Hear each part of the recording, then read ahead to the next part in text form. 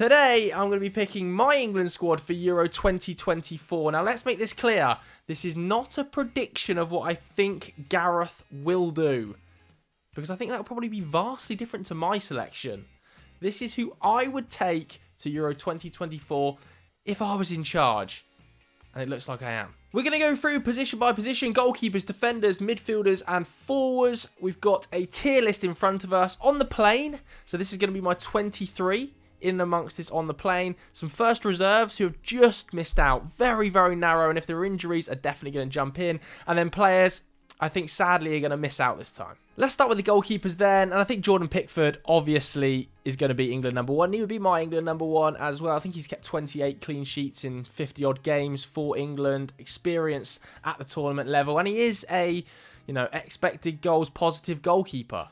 He keeps out more than he should, which you can't say about many other goalkeepers on this list in England shirts, especially this season. Sam Johnstone, for instance, who I think is a really good goalkeeper. He's started 20 games this season in the Premier League for Crystal Palace, more than his teammate Dean Henderson, who I think let's get Dean Henderson out of the way.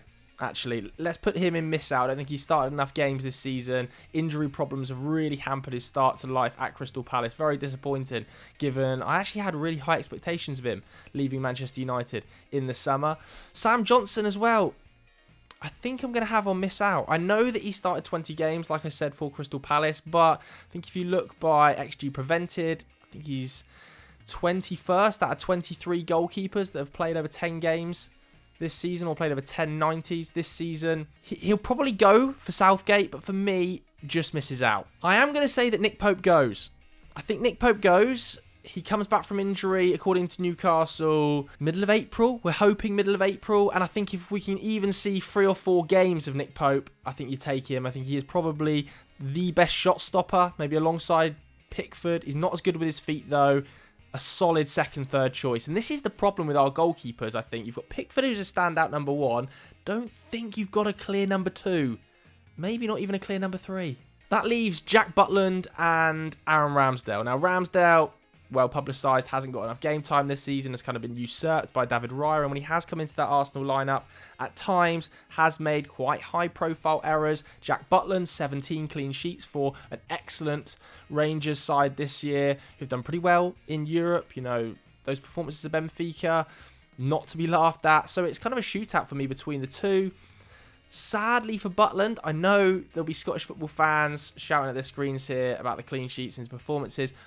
I'm still going to side with Ramsdale here. I think Aaron Ramsdale, just with his England experience in amongst the squad and his style of play, probably the closest aligned to Jordan Pickford we've got at England. He's going to be third choice for me. Butland sneaking in as first reserve. Right backs, we have a plethora. And you might notice how I've laid this out. Trent Alexander-Arnold has not been included in my right-back selection because I'm including him as a midfielder here. I actually think for England, that's where I'm going to consider him a little bit more than in the right-back role. And I think that's probably where he will play for England too. We've heard Gareth Southgate talk about him being an 8. I kind of want to see him in that role as well. Kyle Walker, for me, is one of the first names on the team sheet. He has to be on the plane. Exceptional defender. Yes, his creative output isn't the best, but what he offers us, able to go to a back 3 at times, one-on-one defending against players like Kylian Mbappe at this tournament, I think is crucial. Kieran Trippier, I think just misses out for me. And I don't think he'll miss out for Southgate. I think Southgate will definitely include him because his versatility, his ability to play at left back. But I think he's taken a little bit of a step back, Kieran Trippier. Very, very experienced, and he has put up 10 assists this season. I'm aware of his creative numbers. I just think there are slightly better right backs for England around at the moment. One of those is Ben White. I don't, just like most people, don't know exactly what happened behind the scenes in that England camp, but he is so good, Ben White, and he's having such an excellent campaign with Arsenal. I think you've got to find a way of getting him into the side. He also offers cover at the right centre-back role, meaning you probably don't have to take an extra centre-back. That's a massive plus point. You get the pass progression, you get the defensive nous, you get aerial ability, and you also get a player who's constantly fit. He plays through injury all the time for Arsenal. Make up with Ben White. For me, he's got to be on the plane. Reece James, this is a shocker for me. I think he has to be a miss out because of the injury record. 5 Premier League starts this season. If he was consistently fit, there's no doubt Reece James would be in my squad. I think as an all-round right-back, he might be the best we've got on the books, but he's just not fit enough right now. And there are going to be some other players that I include that also have suspect injury records, but you can't have a full squad made up of injured players. Sadly for Reece James this season, injuries have caught up with him, and I don't think he goes for me. We're into the centre-backs, and this is where it starts to get tricky. I haven't actually made decisions on some of these players. So what I might end up doing is putting my nailed-ons in and then leaving some players in first reserves, adding them up at the end, and then seeing who I end up coming out with. Because, for me, John Stones is an absolute nailed-on. England's best centre-back by a distance, even though he's had fitness issues again this season. And people are going to hammer me for this in the comments, but I think Harry Maguire would be a nailed on for me as well. I think that partnership, Maguire and Stones, is extremely strong. He doesn't play like he does for Manchester United. He isn't being asked to play in this super high line. He is a good passer of the ball. You think back to the Euros when these two played pretty much every minute of every game together. I think they only conceded 2 goals in the entire tournament, England, and none of them were from open play, if my recollection is correct. I think Harry Maguire hasn't put many feet wrong for England. He would be my starting centre-back. That probably leaves 2 extra spaces for centre-backs, in my opinion, because Ben White can also come in there. I don't think you need to take 5 centre-backs and Ben White and Kyle Walker. Not for me. Which leaves, we've got Ezri Konsa here, Mark Gahey, Tomori, Jared Branthwaite, Lewis Dunk, Levi Colwill. I think the way you got to approach this is you need a left-footed, left-sided centre-back, because Maguire isn't that, so you've got to have an option in there. So that is one of Colwill or Jared Branthwaite. I think Jared Branthwaite, for me, has had the better season. I'm tentatively putting him on the plane. I know that Everton haven't been amazing, but if you look at Everton's underlying numbers, even their expected goals against, I think they're 7th or 8th in the table. Very, very similar to Chelsea. I think his passing range is excellent. He's 6'5", still only 21. Levi Colwill, obviously a supreme talent, but he has played a lot of minutes at left-back this season. We haven't seen loads of senior centre-back football for Levi Colwill. I think his minutes this season have been pretty split between left-back and centre-back. Obviously, more recently, now with the return of Chilwell and Cucurella at Chelsea, he's come into that centre-back role. I might put him in first reserve. Those two might flip later on. I'm very much on the fence. That leaves me to say I don't think Lewis Dunk goes for me. Another good season, a passing metronome. I think he's averaging 105 passes per 90 this season at a 92% pass accuracy in that De Zerbi side. Obviously, how he sets them up, he's a key function in that, Lewis Dunk. And Ezri Konsa has had an outstanding season. Aston Villa have been awesome, but I think because of how Ezri Konsa is utilised by Unai Emery, which is almost a right-back, centre-back hybrid at times, he's played a lot of minutes at right-back, and when they play a back 3, he plays on the right-hand side of that. I think he's competing with Ben White, for me, in my mind, for those minutes, because Ben White can do that job too. And I would rather have Ben White, so that kind of takes him out the equation as well. He's been awesome though, Ezri Konsa. So Mark Gahey or Fik Tomori. Now Fik Tomori is part of an AC Milan side that are playing in Europe. Haven't had the best defensive record this season. Slightly more experienced in big games and big moments than Mark Gahey, and I think that is just the reason I end up siding with Fik Tomori. He's right foot as well, so he can play on the right-hand side of a centre-back duo, support act to John Stones. I know that Mark Gahey is excellent on the ball.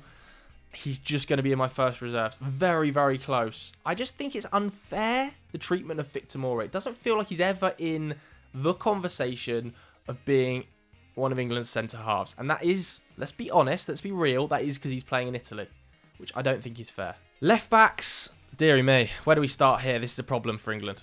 Let's have it absolutely right. Luke Shaw this season, 12 starts, consistent injury problems the entire campaign. Looks like he's going to be back for maybe the final 5 or 6 games of the season. And he has to hit the ground running those 5 or 6 games. He really does, because he is vital to England. I like having a Man City side of the defence and a Man United side of the defence. Maguire and Shaw paired up together. We've seen it through international tournaments and at club level, and Stones and Walker being paired up. I think partnerships are key at international level, so he is on the plane for me. But if you're taking one injury-prone, injury-hit seasoned left-back, I don't think you can take 2. So for me, Ben Chilwell goes as a first reserve, which opens the door, I think, to Joe Gomez. I think Joe Gomez is not being talked about enough. He has had the most outstanding season, probably his best season since the Van Dijk centre-back partnership. He's recovered from that injury. He looks very composed on the ball in forward areas, but can also tuck in and make an extremely hard to break down defensive line. He can also offer an option at centre-back and at right-back. I think Joe Gomez has got to go. He's not going to go, but I also wanted to mention Alfie Doherty. 24 years old. He's had an excellent season at Luton, hasn't he? I think in terms of assists, second only in terms of defenders behind Kieran Trippier. Been awesome for Luton. Can play on both sides of the fullback roster. Maybe one for the future. Never know. If he could get a big move this summer, Alfie, but he's missing out now. So that's 11 players of my 23 so far. We're moving into the midfield, and this is where I think it really, really starts to get challenging. I think Declan Rice is one of the first names on the team sheet, obviously. Maybe the second best defensive midfielder in Europe behind Rodri this season, total metronome. Trent Alexander-Arnold, who for me should partner him. I would love to see a midfield three of Trent, Bellingham and Rice. I know people have talked about Rice, Bellingham, Foden. I think that offers very little cover for Declan Rice, who also kind of wants to progress a little bit. So Trent Alexander-Arnold might not be the best right back in terms of defending. He's obviously the best right back in the world in terms of attacking, but when you put him in midfield, I'd like to see his passing range in there. So he's definitely going.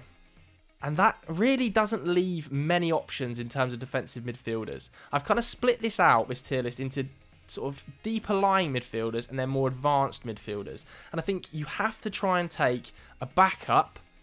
You have to for Declan Rice. If he gets injured, what do you do? Which is, part of the reason Southgate is thinking about these pair, Henderson and Phillips, who, let's get them out of the way now, I don't think they can go. Calvin Phillips, since joining West Ham, it hasn't worked. Form has not been there, the sending off, the errors for goals, hasn't looked fit enough. Jordan Henderson, he's won 2 of 11 games at Ajax. We talk about having influence on sides, and he's gone there and he's become captain, and obviously there are numerous problems at Ajax, but he hasn't had the influence on that dressing room that Southgate is talking about, in my opinion. I don't think Rico Lewis has played enough minutes in midfield at Manchester City this season. An exceptional talent, one of the most sound technical players we have, but he's split his minutes, hasn't he, between fullback, between midfield. I also don't think James Ward-Prowse has had quite a good enough season to get in there. Ruben Loftus-Cheek, Ross Barkley as well has to get a mention. He's not going to be there for me. Look, he's still able to do it. It's a remontada for the ages at Luton. It is an absolute remontada for the ages. What is he? 30 years old now. His creative numbers are popping. Progressive passes through the roof. Shot creating actions. I think amongst England midfielders, he's right up there. But I don't think he's got the legs at international level to be able to compete, if I'm honest. So I'm going to say he just misses out. That means we're down to 4 for what I think is 2 spots. I think there are 2 options in the deeper lying role. Curtis Jones, one of them. Ruben Loftus-Cheek as well, who hasn't even been talked about really by Gareth Southgate. I think definitely deserves a mention. But like Barkley, Ward-Prowse and the gang before him, I am going to have him just missing out. He's had an excellent season at AC Milan, particularly since the turn of the year, and in the Europa League, 4 in 3 starts, having huge impacts on games. But I think there are more talented players. I think we have to have a conversation about Curtis Jones. As an all-round 8, playing box-to-box, his ball retention... You never get the ball off Curtis Jones. So good. Look at these numbers, man. He just pops across the board. He really does. But is he a 6? Could you ever envision Curtis Jones and Trent playing as a midfield 2 in dire scenarios that Rice gets injured? I don't think so. I think he's going to be in my first reserve pile, which is unfortunate. I think Conor Gallagher has had a good enough season for Chelsea in that 8 that he's battling with Curtis Jones for, that Kobbie Mainoo goes. I just think that, yes, he hasn't played an excessive amount of minutes, and there will be people in the comments and online absolutely saying, if he didn't play for Man United, he wouldn't be even getting a look in. Too early, overhyped. Kobbie Mainoo might be the best talent I've seen emerge from the Manchester United academy since Paul Pogba. I'm obviously aware Pogba signed from Le Havre, but this guy, his ability in the first phase to receive from the centre-backs, turn, beat a man and play, for an 18-year-old is absolutely bizarre. It's incredible. So physically strong and developed for his age that I think he would be able to step up to the international scene. He's not going to be a starter. He's probably, fourth choice central midfielder in those deeper roles. But you also take him for the experience. We've seen that with Jude Bellingham in the past, haven't we? Think back to Euro 2020. I think Kobbie Mainoo could have a big impact if he was called upon. That takes us into the advanced midfield positions. Let's just get the likes of Jude Bellingham gone. He's obviously first name on the team sheet alongside Harry Kane, maybe. Just ridiculous level player. Maddison, yeah, no doubt for me. In terms of shot creating actions, far and away England's number one, really, even though Jude Bellingham is a superior player. But I think James Maddison has this little bit of creativity that just has to go. Harvey Elliott. Now, people were saying, Kobbie Mainoo's going, you haven't even mentioned Harvey Elliott. I think Harvey Elliott has to be taken into consideration more in the attacking midfield area. I think that's where he does his best work, in and around the box. He's played at times off the right for Liverpool this season, when he's sort of that interior attacking midfielder. In that half space, he is very, very good. I think his off the ball still leaves a little bit to be desired. He's going to miss out. Eberechi Eze. If only Ebbs was a little bit fitter this season. If he had not picked up those injuries and had a full campaign, I think he probably would have been on the plane for me. Technically, and in terms of aesthetic, I think Eberechi Eze is just a monster. Like, goal scoring for fun as well, outside the box, his feet in and around the area. He's just a magnificent player. Yeah, he's got to be a consideration for one of the first reserves for me, but the injuries mean he just misses out. Mason Mount, not got enough minutes. So I think that probably makes up my midfield. Foden, definitely. He's technically our best player. He is Brazilian. How is this guy born in England? How does he hold an English passport? He might have the best first touch like I've seen in a decade of English football. So in my head, he's kind of starting on the left. You probably can imagine my starting 11. The back four I've spoken about: Pickford, Walker, Stones, Maguire, Shaw, Rice, Trent, Bellingham. I'd have Foden on the left. I'd have Saka on the right and Kane up front. Would be my starting 11. So Foden starts. Nailed on. Who's the backup left winger? Do you take one? Do you take two? I don't think you take Raheem Sterling. I don't think he's had a particularly good season. Hasn't been included in the last couple of squads. An England legend, but hasn't quite worked out this season, has it, for him at Chelsea? I think I might leave Jack Grealish at home, as things stand. God. It's just the 7 starts for him, isn't he? He has obviously had his injury problems as well. And usually towards the back end, that's where he kind of comes into his own under Pep Guardiola. The pause of football, his ability to slow the game down, draw players in, draw fouls, really works for a Pep side. That's why his assist numbers are never going to pop at City, but he's so vital to the team dynamic. I feel like you want Rashford. He's not had a great season, but he's starting to come into a little bit of form. 3 and 3. He's got 6 in his last 10. And he has this X-factor ability, Marcus Rashford. When he comes off the bench sometimes, we've seen it for England. He can just make something happen. A goal from 30 yards. You think to the free kick against Wales. This is tough, isn't it? Because Anthony Gordon's had the best season of Rashford and Grealish and him. He's had the best season of these three, I think. Not many people would argue with that. He's an absolute dog off the ball as well. He's got that dog in it. I'm going to go Rashford and Gordon. I'm taking them both.